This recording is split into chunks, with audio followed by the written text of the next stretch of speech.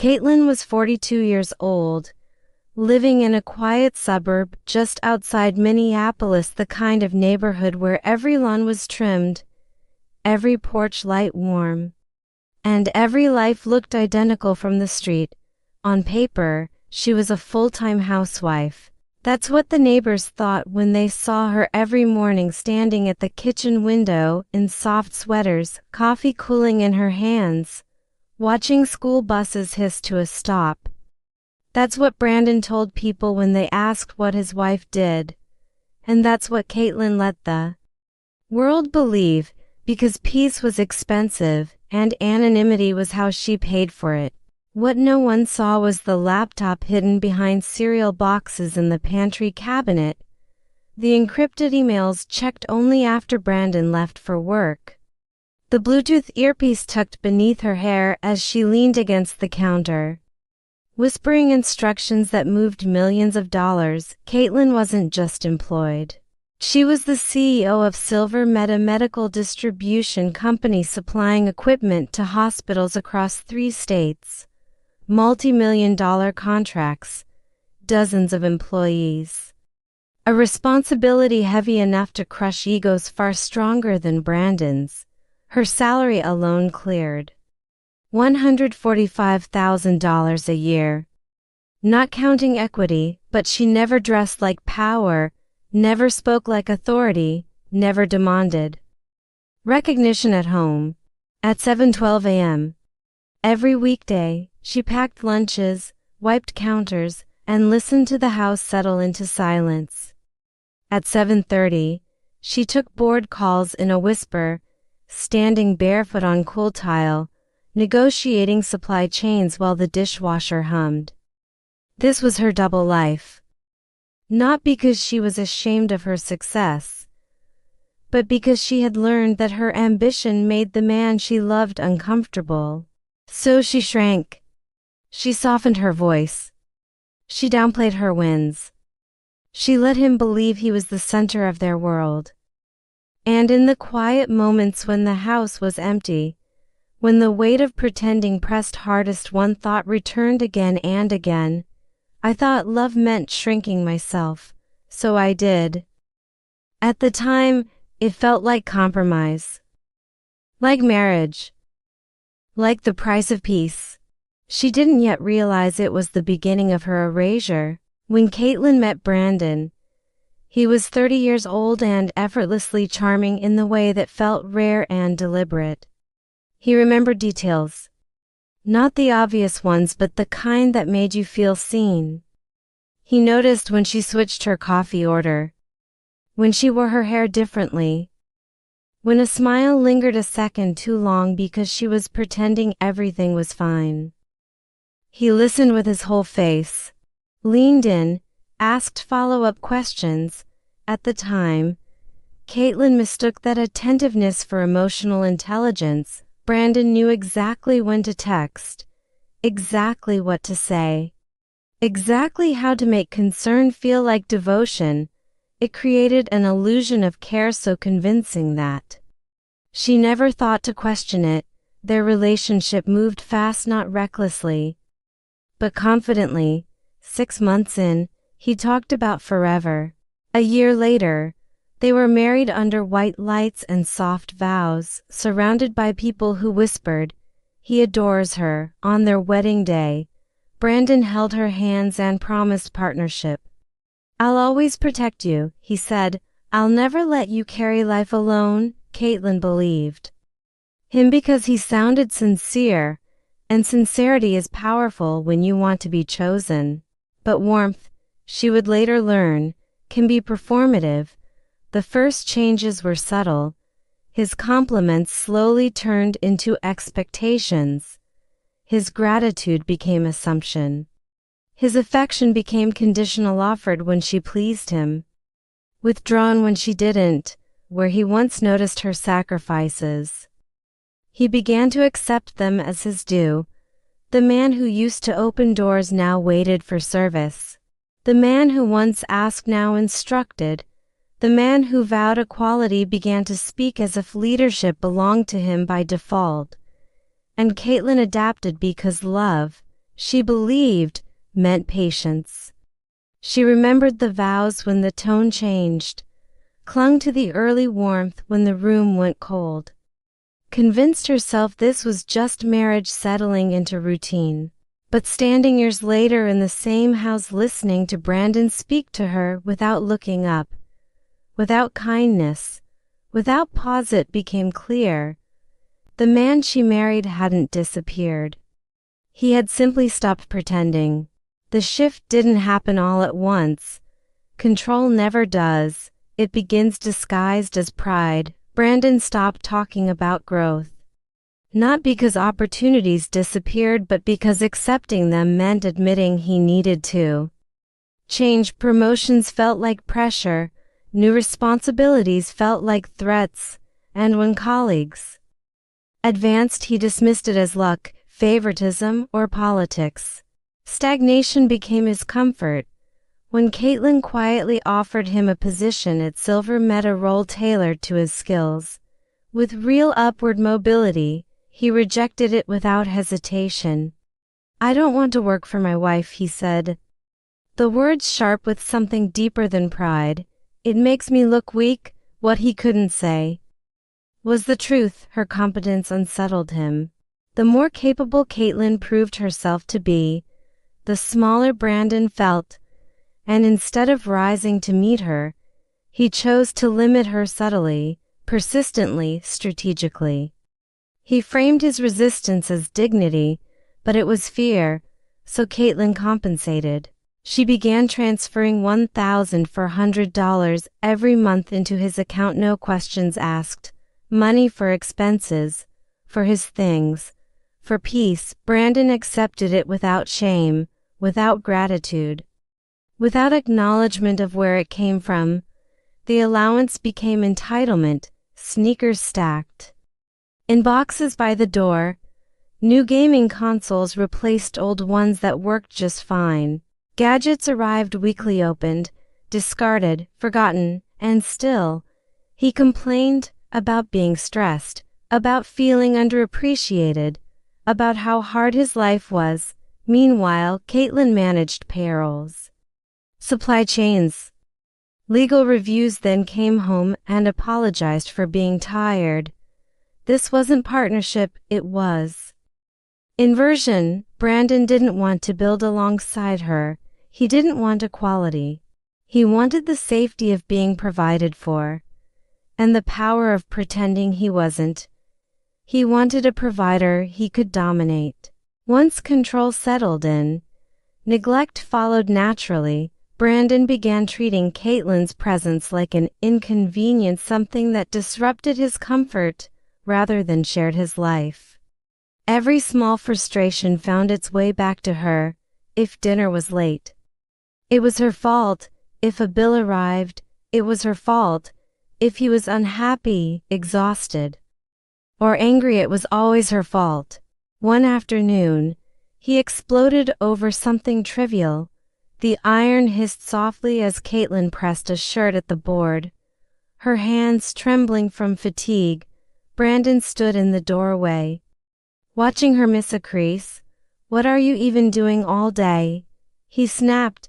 "Do you know how easy this is to mess up?" His voice cut through the room, sharp and unnecessary. Caitlin apologized instinctively because by then, apologies were reflexes, not admissions. When she started getting sick, he barely noticed. The fevers came first, low, persistent, then the nights drenched in sweat, sheets clinging to her skin, her body burning while the room stayed cold. She lay awake listening to the hum of the refrigerator, the tick of the hallway clock, the silence of a house that no longer cared if she was conscious or not. She mentioned it once, carefully. "I don't feel well," she said. "I think something's wrong." Brandon didn't look up from his phone. "I don't have time to take care of you," he replied. "I have enough going on already." The words landed heavy. Final after that. She stopped mentioning the pain, stopped asking for help, stopped expecting concern. She learned to swallow discomfort the same way she swallowed blame. And when she cried quietly, in the bathroom, with the fan running, he called her dramatic, emotional, too sensitive. Gaslighting became routine.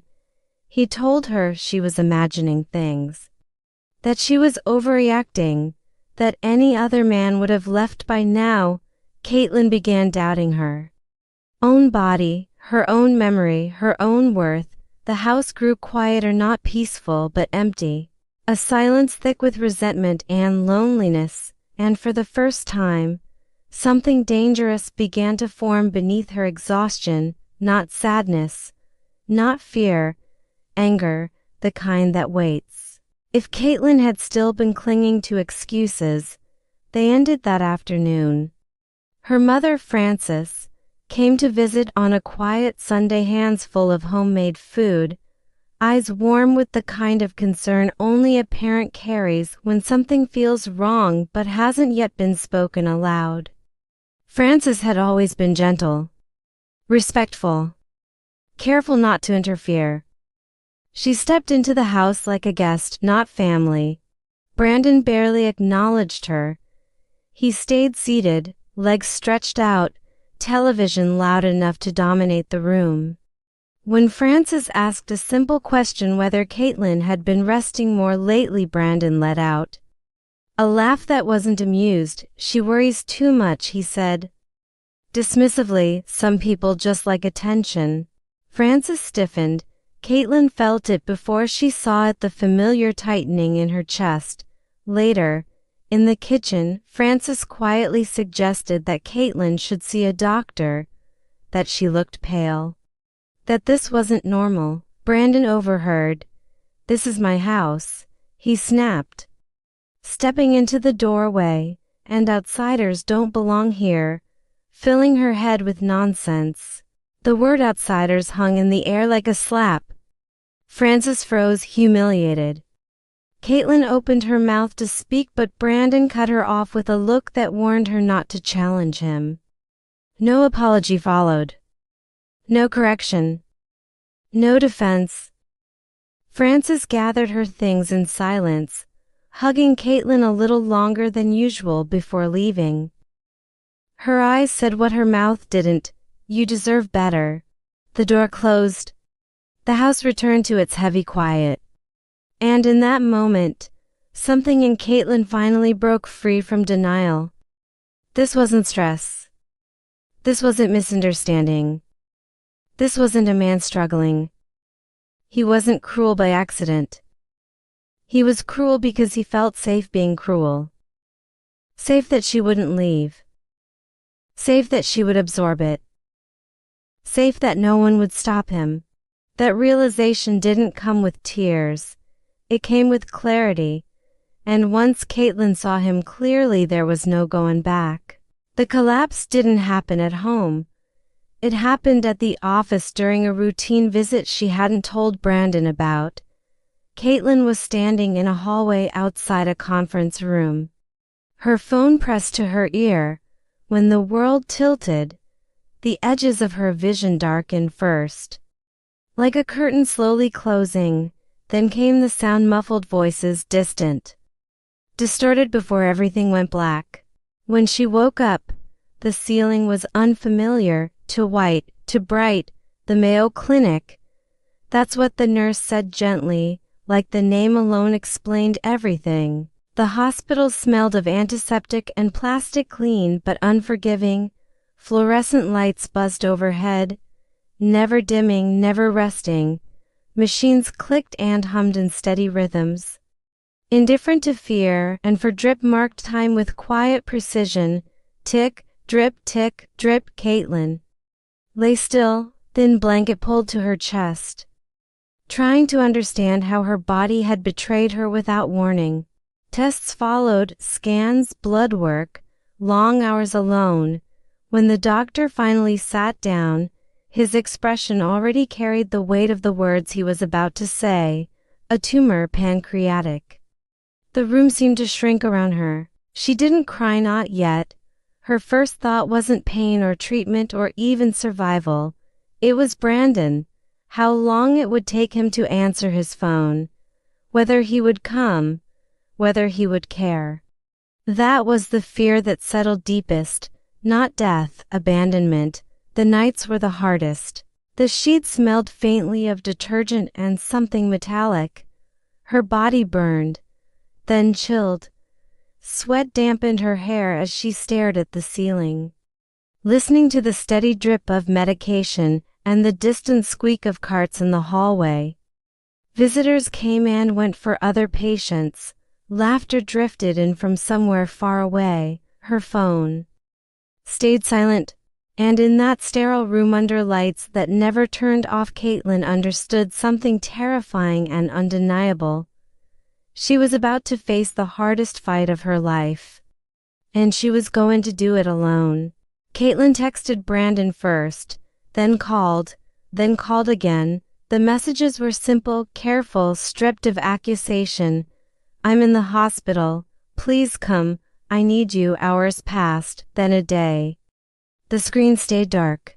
Nurses came and went, adjusting for lines, offering quiet sympathy without asking questions.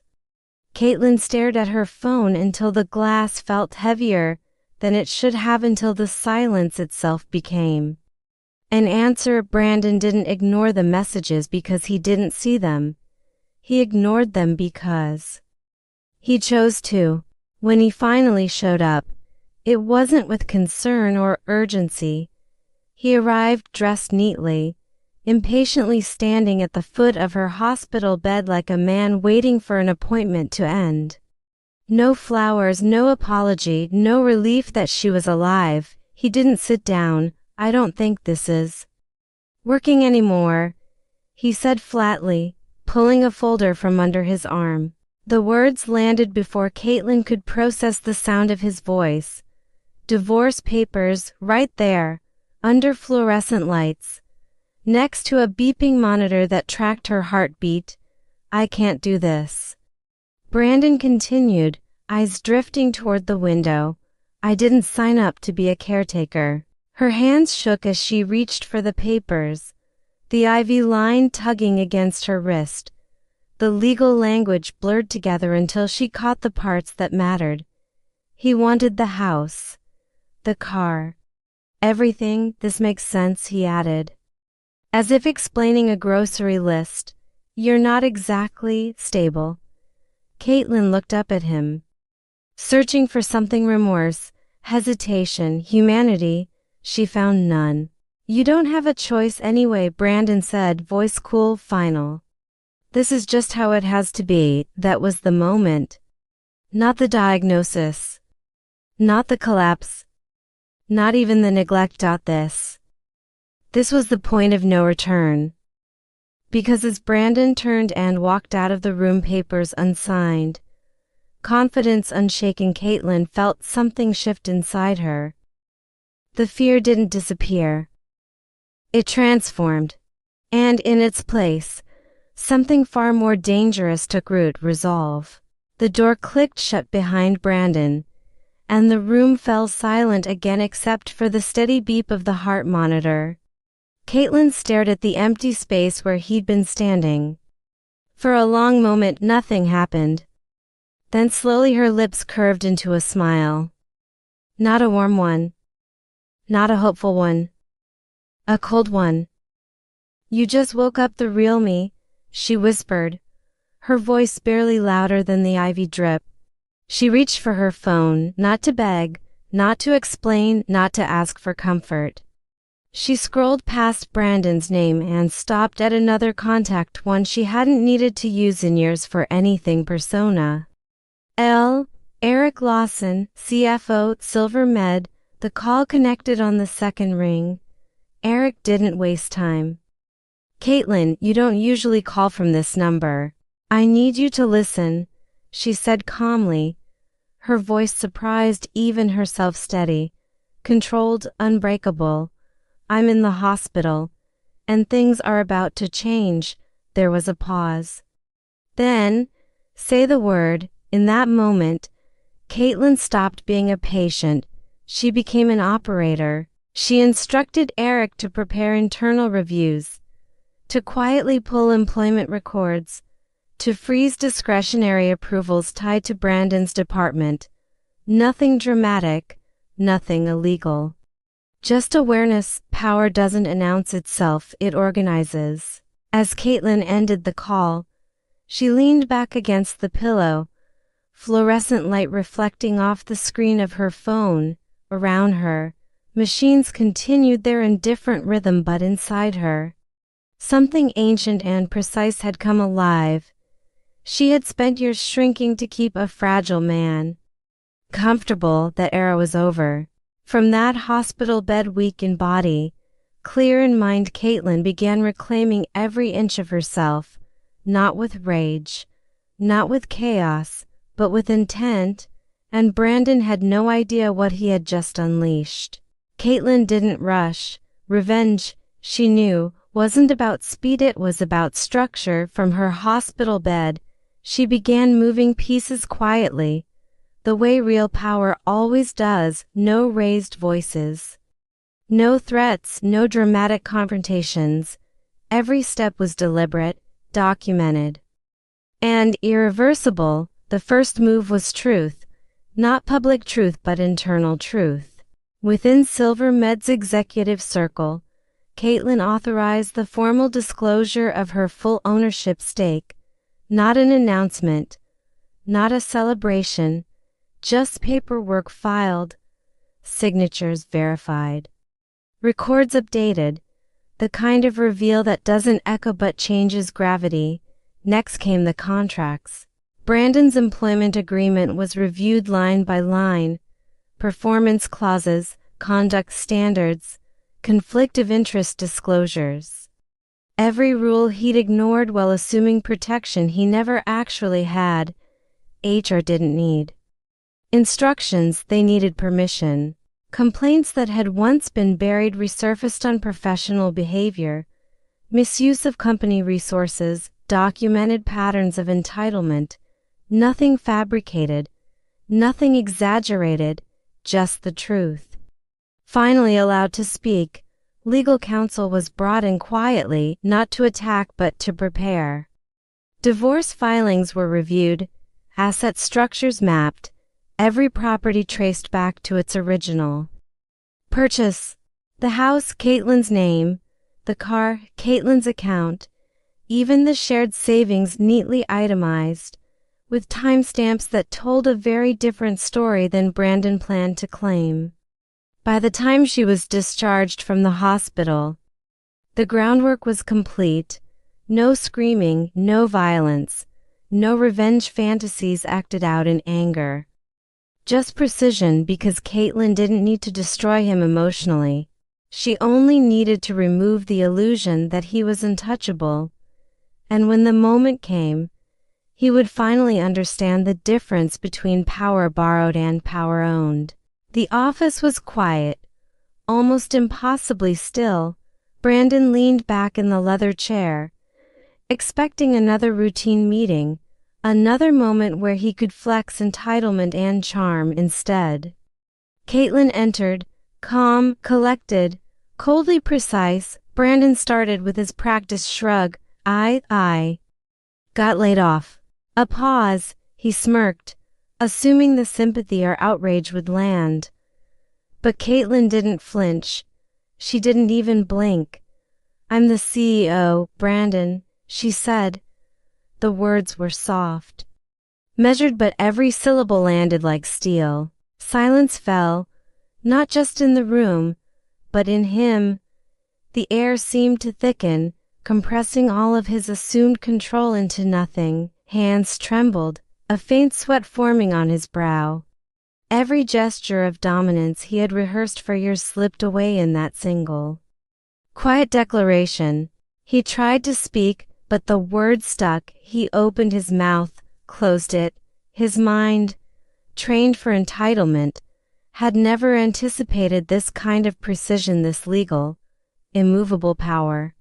Divorce filings were countered, mortgage claims revoked, assets retracted, all executed cleanly, officially, immutably.